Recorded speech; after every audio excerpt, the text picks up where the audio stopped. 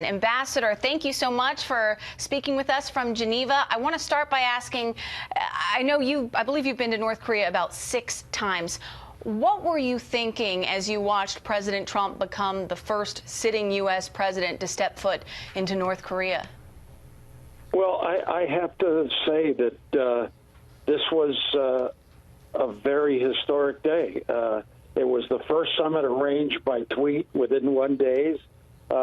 Secondly, the first sitting American president to step at North Korea. But, Kristen, my worry is the substance. In North Korea, Kim Jong Un, they've done nothing to denuclearize as they said they would. Hopefully his visit will restart talks that have been stalled, mainly by the North Koreans. Critics have said that President Trump is simply raising the profile of a dictator without any hard concessions in return. But President Trump believes that, this could potentially be a real turning point in the negotiations, and that talking is a lot better than the alternative. Where do you stand on that side of the debate? Well, I hate to sound like a politician, but I stand on both sides. We are legitimizing Kim Jong Un.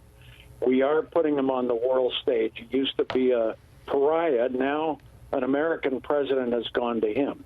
On the other hand, it's good that two leaders like both of them, in a state of hostility, have a personal relationship.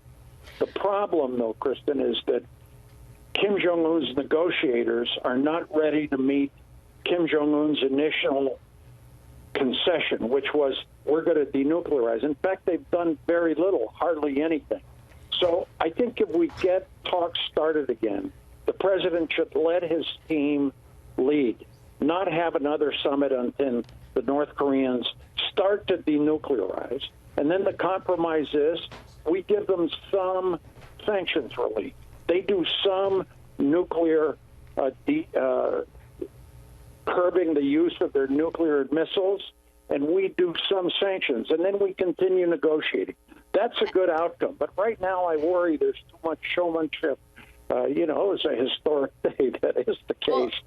Bizarre diplomacy, but I was going to say, as incredible and historic and almost hard to believe as some of those images are that we were just watching, as you said, everything hinges on what happens next. And I'd like to play a clip of what President Trump said right after the meeting about what his pitch was to Kim Jong Un. Listen here.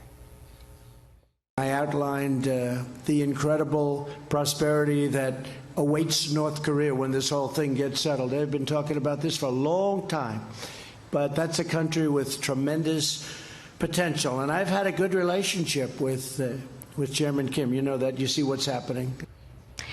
President Trump pushed that economic prosperity argument in Singapore, in Hanoi, and now in North Korea, right at the DMZ line. How effective is that argument going to be with somebody like Kim Jong Un, in your opinion?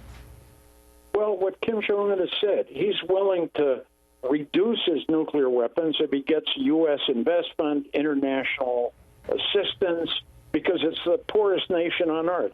They are hurting a lot by sanctions, not just by the U.S., but almost the entire international community. So Kim Jong-un, after Hanoi, looked very bad when the talks broke up. But I think the president has to be firm. He's got to say, you promised to denuclearize, take some serious steps, because you've done nothing so far. It's good that they have a personal relationship, that the talks are going to resume, I think, in July.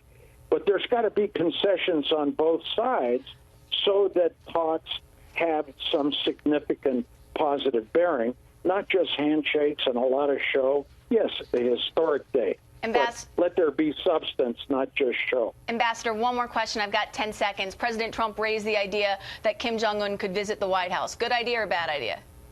Well, not a good idea right now. Let him deliver on denuclearization. Let him do something. That would be another historic day, but dangle that out there. Don't give it up early.